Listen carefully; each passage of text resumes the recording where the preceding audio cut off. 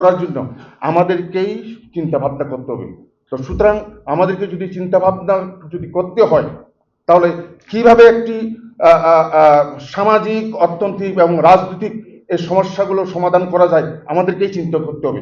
কারণ যে জায়গায় রাজনৈতিক সমস্যা থাকে, অস্থিতিশীলতা থাকে, সেখানে কোনোদিন অর্থনৈতিক প্রবৃদ্ধি ঘটে না, ইনভেস্টররা ইনভেস্টমেন্ট করে না।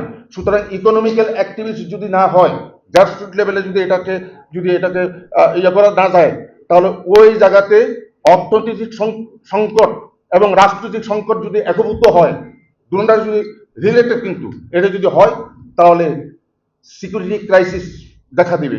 সুতরাং এই সিকিউরিটি ক্রাইসিস শুধু পার্বত্য চট্টগ্রাম নয়, এটা জাতীয় পর্যায়ে এই সিকিউরিটি ক্রাইসিসটা দেখা দিতে।